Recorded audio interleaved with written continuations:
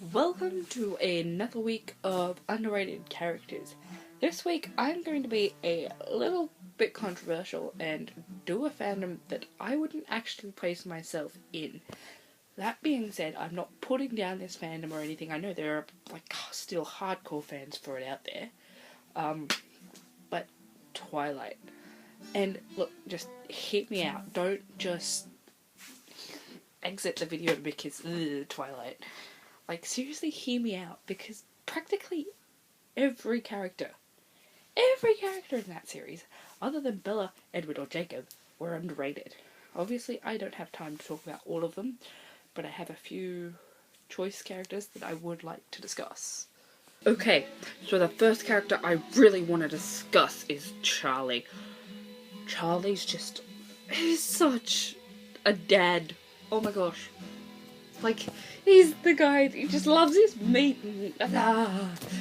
Like when Bella tells him she has a boyfriend, it's just like, bring him in. Charlie's just awesome.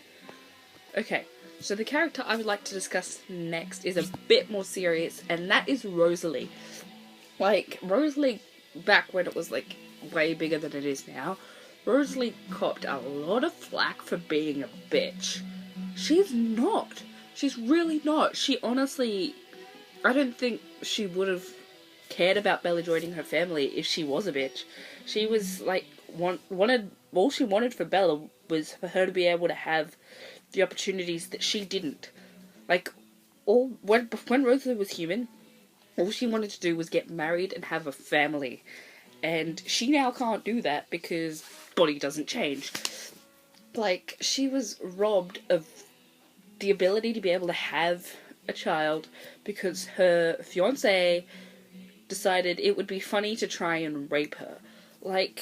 That's just not cool, dude. Rosalie is seriously misunderstood and therefore underrated.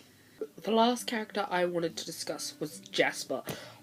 Jasper's backstory is so interesting. Crazy interesting. I mean, Alice's is too, but Jasper, I want a book about Jasper's life.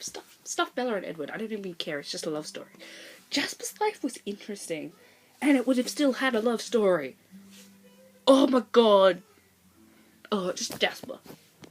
Lastly, I want to say to anybody who still thinks that there are no cool characters in Twilight, I would actually suggest that you guys read this, because it covers the backstories of all the characters, and there are it's much more interesting than just the love story, the love triangle that exists.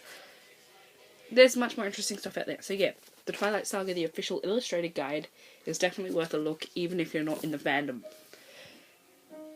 So yeah.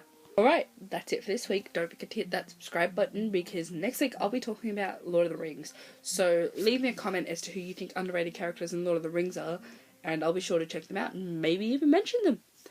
Bye!